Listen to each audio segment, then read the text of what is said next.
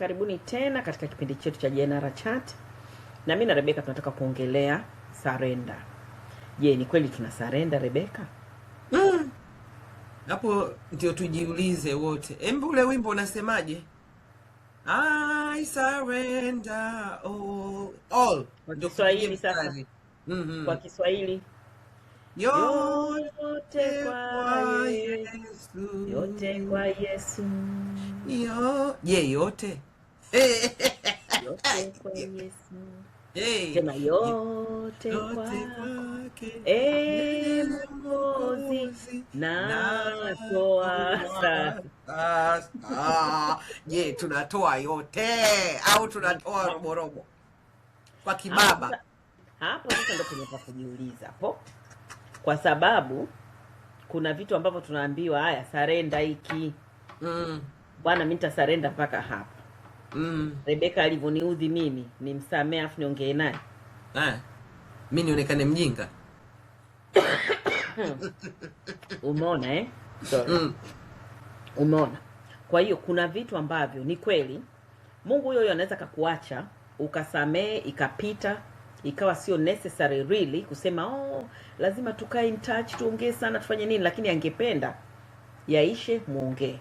Lakini mara nyingine kama upande mwingine unakuwa bado una machungu wenyewe haujasarenda yes unaweza ukasamee, lakini kuna tofauti. Kuna ile mtu anasema nitasamee kwa sababu mpaka aje aniambie sorry. Asipo subutu kuniambia sorry mimi simsamee. Sasa mimi naanza kuna siku nimekaa nikawaza unajua sana nikasema hivyo Mungu angekuwa kama sisi anatuhesabia kila tunapokosea anatupa adhabu kabla hatujasema, yani kabla haujakumbuka kuja kusema sorry. Hivi tungekuepo kweli wanadamu kikuepo duniani? Tusingesimama. Ule wimbo unakuambia kama Mungu angehesabu maovu tusingesimama. Lakini nadhani tukirudi kwenye kusarenda ni kusarenda kule kwamba kile Mungu anachotaka sisi tufanye ndio tunachofanya. Yani tunakuwa hatuna control of our own lives. Yani maisha yale ndio hapo anakuambia surrender all. Maisha yako ndio yule Paulo alifika mahali akasema hivi, kuishi ni Kristo, kufa ni faida. Hey. Sio rahisi, ni nyepesi kuisema. Lakini ukiwa ndani ya Kristo kindakindaki you can say that. Umeona? Lakini shida inakuja hivi. Pale tunapotakiwa kusarenda all. Kwa vile ni Mungu huyo ametupa tena akili. Na Mungu huyo ametupa akili ya kujua katafute hela. Watu wanafikiria nikishakuwa na hela nita sort out everything. Kwa hiyo hii sio ya kuombea hii. Hii mimi mbona nitasolve? Lakini unakuja kukuta kwamba pesa inaposhindwa sasa unageuka tena jicho linakutoka. Hapo ndio unaanza Mungu naomba unisaidie. Ulikuwa hujasarenda kuanzia mwanzo. Unaona? Kwa sababu kuna shida au kuna vitu au kuna mambo yote tunatakiwa tu kwamba Mungu hebu nisaidie. Mimi hapa naona nikitaka kujifanya mjuzi naweza nikachemsha. Nifanyeje? Kwani shida iko wapi? Alafu mimi ninachompendea Mungu, yeye anapenda kusumbuliwa. Kila saa muulize Roho Mtakatifu, kwa hiyo niende nisiende? Nitoke nisitoke?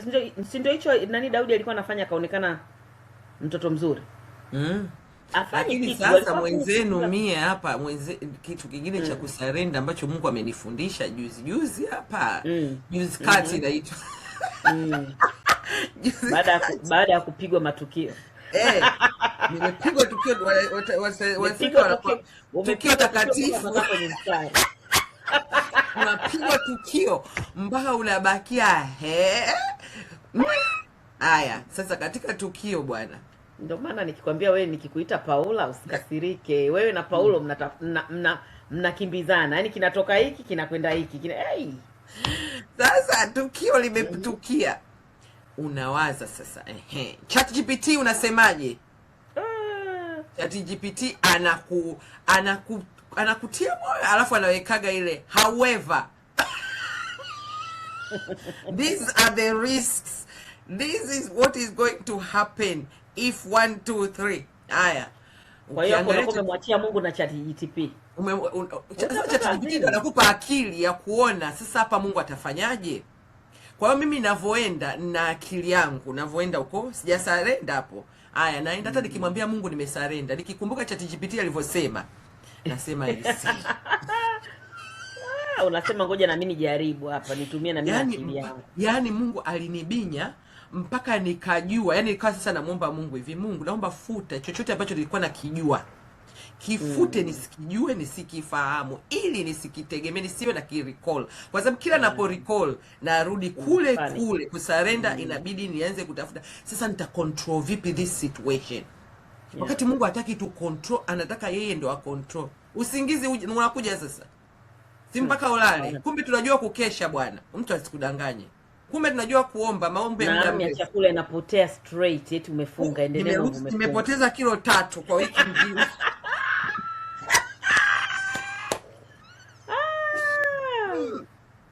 Kwa hiyo utukufu kwa Mungu. Leo tunacheka, lakini point wapendwa, na mimi ndio imetufanya sisi wote tuje, kwa sababu hata Joyce kuna situation zake na yeye ambazo anapitia hivyo hivyo, tukajikuta wote. Kumbe kuna mahali tulikuwa tunataka kuendesha gari, au dereva ameshika gari ambaye ni Yesu, alafu tunamwambia kata kushoto, akitaka huko. Unamwona yule kulia Mimi nakumbuka sana sana nikiwaga nimeenda Afrika, nikiwa niko nyumbani, alafu si ndugu zangu ndo wanakuona ni wanaendesha gari. Sasa mimi nimekaa niko, unaona sijui yani utafikiria kama yeye aoni wakati anaendesha ni yeye. Basi kuna wewe mdogo wangu ambaye ananiambia tu kwa upole tu, yani asitaki kunivunjia heshima. Unasikia wewe tulia, wewe usio na wasiwasi, najua ninachokifanya. Ndio moyoni najishushua kama unaona ambacho hicho wanajuaga sinyamazi. Nikuone umekaa kwenye usukani afu uchukue simu tena. Basi kuna huyo mwingine huyo mdogo wangu hasa mdogo, yeye ndo anapendaga hata akishika simu anataka text, yuko kwenye nani, kwenye usukani. Yani hiyo akili inaenda hivi. Lakini umeona inavyokuwa ngumu. Dereva amekaa pale anajua anachokifanya, wewe umekaa kule huna control, alafu ndio jifanya kutaka kumcontrol. Hapo ndo hatari inaweza kutokea. Unaona? Kwa sababu kianza angalia, unamwona huyo na unaona umemwona pikipiki. Jamani, nyie huku mnaendeshaje? Kwa hiyo sasa sisi tunachotakiwa kukifanya na kwa Mungu. Sasa sisi afadhali wewe uwe dereva, wewe uwe passenger, mtu anakuendesha, alafu hamna hata hayo mambo. Saa nyingine hamna hata kuku, hamna hata mbuzi anaipita. Ni ile kumwambia hivi, njia ni huku kushoto. Wakati dereva ndio anajua mwisho. Sisi tunajua Mungu anajua mwisho kuanzia mwanzo. Sasa sisi ndio tunamwambia, hapa lazima tupite kushoto hapa. Unataka tupite kushoto hapa naomba tusimame, mimi nataka kushuka. Unataka kushuka hapa pana hatari, lakini hapa mimi nataka nifanye hivi. Ndio tunavyomwambia, ndio tunavyomtreat Mungu, kusema ukweli. We don't surrender kwamba yeye anajua mahali gani atasimama, mahali gani akata kushoto, mahali gani akate kulia, mahali gani atuambie shuka. Mungu atusaidie. Na hiyo ni kwa sababu ya mara nyingine ya hofu ya kibinadamu. Na ndio maana hivi iko mara ngapi? 366. 366. Fear not. Usiogope. Kwa sababu hofu ndio tatizo la kila kitu. Yaani Joy, hata mimi situation yangu sijikuwa naongozwa na hofu. Unaongozwa na hofu kile ambacho unaongozwa na hofu, afu unamtafuta mshauri ChatGPT. Wewe ulikuwa unataka kujua. Umeona mshauri, lakini alikusaidia. Mshauri wako alisaidia kukama gotini. Kwa sababu sasa nikasema hapa hamna wa kunisaidia. Yaani hapa Mungu mwenyewe asiposhuka kwa utukufu wake. Nikamwona Mungu kama Isaya alivyomuona Uzia amekufa. Yani lazima Uzia afe. Yaani hiyo naona tuispe kwanza, by next week ile. Tuilete. Yaani full kitu na box ili watu waelewe tunaongea nini. Yaani Uzia lazima afe Joy, Uzia lazima afe, uone Mungu kwenye situation kama hizo. Na Uzia hawezi kufa kama wewe ndio umeshika uskani. Uzia bado ataendelea kuishi ndani yako, anakuletea hofu. Unajua kwa nini Isaya alikuwa muone Mungu? Hofu ya mfalme vinakufanya wewe ufanye nini? Usimuone Mungu. Lakini alipokufa tu, na sisi wewe Uzia wetu afe jamani, to surrender. God, take control. I have no control. Kwanza mpaka mtoto wangu jamani ananiambia hivi, mama, Kwani hapo unabadilisha nini? Unavyoshindwa, unavyowazawaza hivyo, unavyofanya nini? Unashindwa kulala, unashindwa kula. Unashindwa kula, unashindwa. Hapana. Haisaidii. Na mimi kama kuna maombi makubwa nayomuomba Mungu sasa hivi, ni kwamba pasitokee kitu cha kunifanya nishindwe kulala. Yeah. Na kama nikishindwa kulala basi niwe na shandalize kikweli kweli. Yaani niwe na muomba Mungu na najua kabisa Mungu anasikia. Kwa sababu kama ni kuamua tu ile kwamba matatizo yamekuwa matatizo, sina cha kufanya, siwezi kula, siwezi, hayakusaidii. Ni shetani anakuwa anataka kutuumiza tu mapema. Kwa hiyo kikubwa kwa kweli tujitahidi kusurrender everything to God. Kwa hiyo kama una shida yoyote ambayo unafikiria hivi inaifanyaje?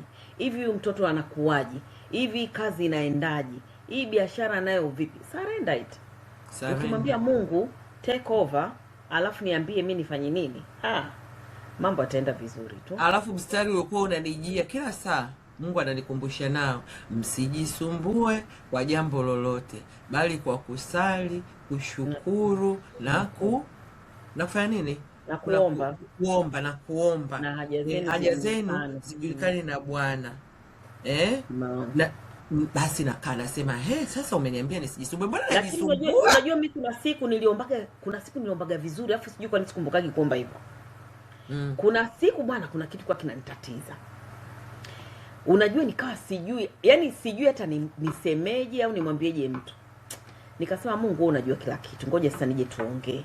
Nikachukua ule mstari unaosema njooni tusemezane haja zenu zijulikane na mimi. Nikabasa Mungu umeniambia nije tusemezane.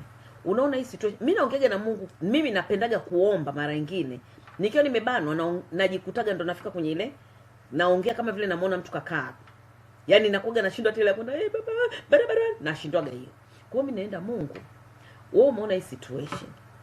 Hiki kimeenda hivi. Nilijaribu kufanya hivi kimeenda hivi. Sasa naomba unisaidie kwa sababu hapa nimefika mwisho. I don't know what to do. Mungu naomba unisaidie. Nafikiri hapo ndo kusarenda tunayojifunza. Yaani hiyo ndio hiyo ya Yoshefati. Kwa sababu hapo nimefika mwisho kabisa. Hiyo ndio Yoshefati Joyce alifanya hivyo na yeye. Walipokuja wale majeshi akaenda akachukua ile barua akaenda nayo hekaluni. Akaambia Mungu angalia, ndio wanavyosema hivi, ndio wameshatushambulia, wanataka kutufanya hivi. Sasa sisi hatujui la kufanya. Unajua lazima ufike hiyo kwa basi sijui la kufanya. Akaambia lakini macho yetu. Hayo ni maombi mazuri sana. Hayo ni maombi mazuri mno. Sana. Hayo ni maombi mazuri mno.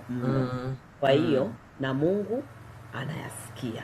Kwa hiyo basi tusikate tamaa na kila unapoona kwamba kuna vitu vimekuwa vigumu au vitu vimeenda ndivyo sivyo, usikimbilie kwanza solution. Mungu naomba kiwe hivi. Maana unajua kuna wale maombi ya Mungu mimi ninaomba nipate hiki, ninaomba hela, ninataka 200,000, nataka 100,000. Muombe Mungu akusaidie. Yeye akifanya mapenzi yake everything inaenda vizuri. Na nadhani kitu muhimu vile vile tunapoona tuko katika situation ambayo yani ndio tunazidi kuwa worked out, kitu cha kwanza ni kumomba Mungu akusaidie uweze hand over. Yani unalichukua lile boxi na nani yake, kama ndio huwezi ndio unamwambia Mungu hii sio kwa nguvu wala uweza. Ili hata ile boxi mimi kukupa tu ni shida. Nisaidie mimi nilibebe ile boxi nikukabidhi. Yani mimi mtoto wako, mtoto wa mfalme Bwana, na mimi nahitaji kuwa na raha. Mungu mwaminifu. Utashangaa atakavyokupa ndani amani ya kweli. Lakini kwa saa nyingine huwa hatuombi, tunalingangania box letu. Kabisa. Sawa basi wapendwa, ngoja sisi tuishie hapa kwa leo. Kama bado hujasubscribe, tunaomba subscribe, share, like and comment. Mungu akubariki sana. Tuonane tena wakati mwingine Mungu akipenda. Amen. Amen.